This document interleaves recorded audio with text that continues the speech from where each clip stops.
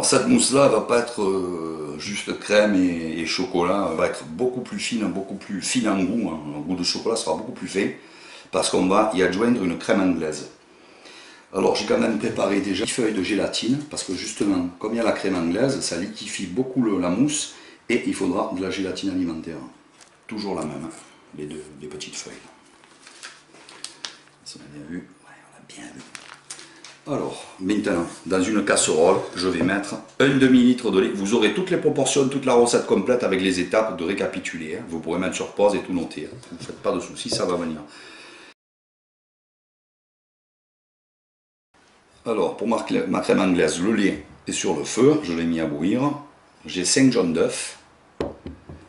Je vais mettre 120 g de sucre. Je prends un fouet et je vais correctement blanchir mes œufs avec le sucre, parce que sinon, eh bien, le sucre, si on le laisse trop longtemps sur les œufs, il va cuire les œufs et on va trouver des petits morceaux très désagréables d'œufs cuits. Le sucre cuit, hein, les aliments, il faut faire attention. Voilà, alors on y va, on n'a pas peur. Comme ça, il faut blanchir, tout simplement.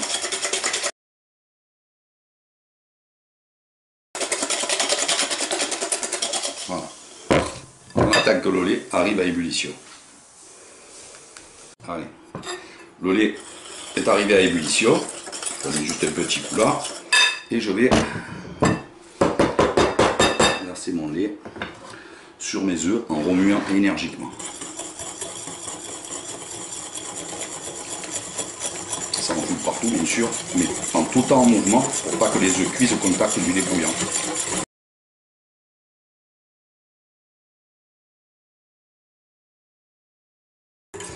Et on remet dans la casserole pour aller cuire la crème anglaise. Comme ceci, tranquille.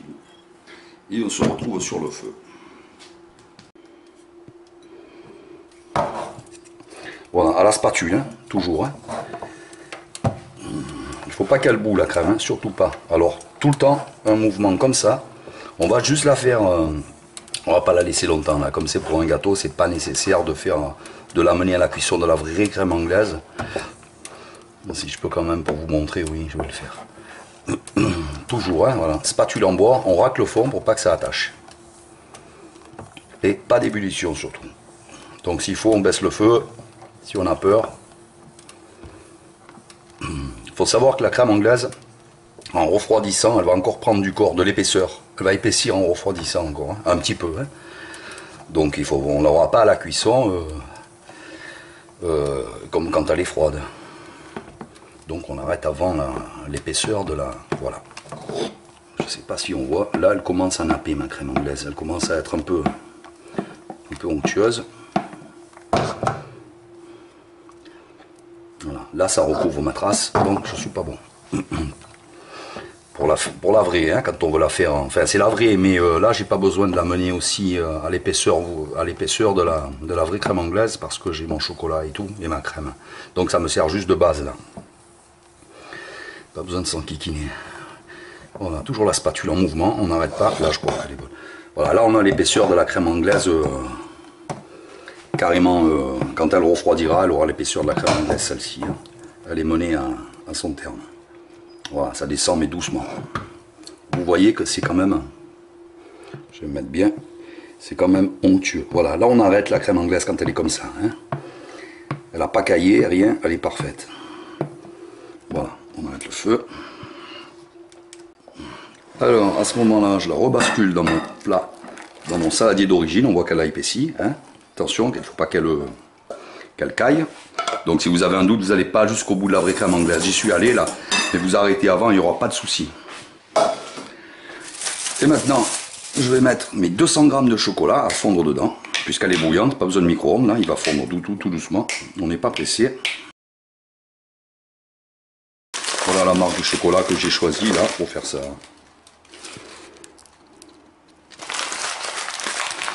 Ma gélatine est prête en attente. Elle viendra ici après aussi. Quand le chocolat sera amalgamé à la crème.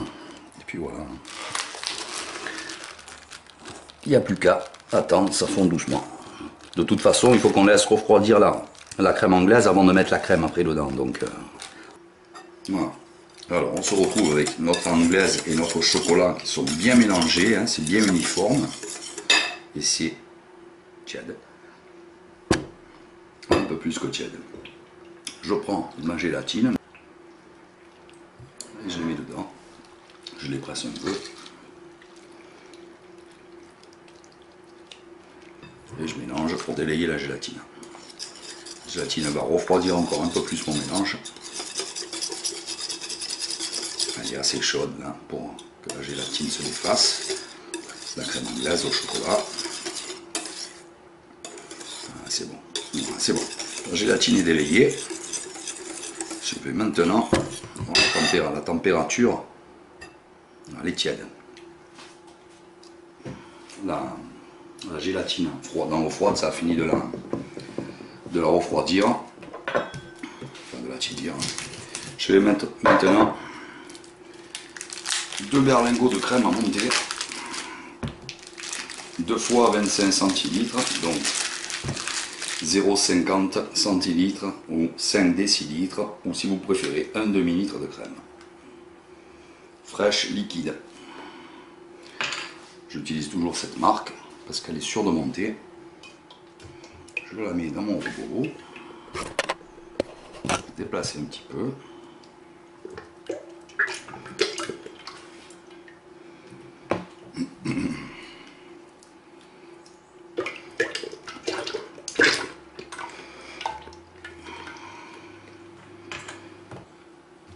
Allez, on y va à fond.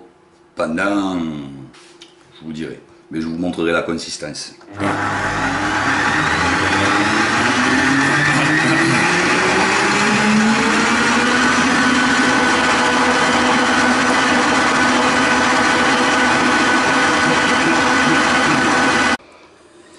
Voilà, retour au gâteau.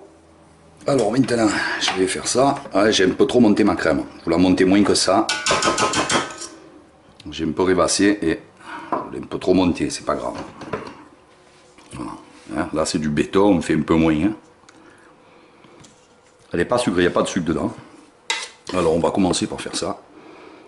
Tac, le mélange là est à peine tiède ou refroidi, attention. Hein. Pas au point que la gélatine est prise, mais on y va mollo. Hein. Et là on y va tout doucement parce que cette mousse, eh bien, comme il y a beaucoup de liquide par rapport à la crème anglaise, ça peut avoir tendance à retomber plus vite que la normale. Hein. Donc on y va mollo et tranquillou surtout.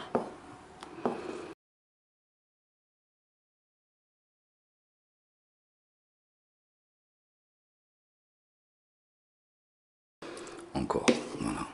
Là c'est délicieux, vraiment délicieux et extra fin comme recette. Hein.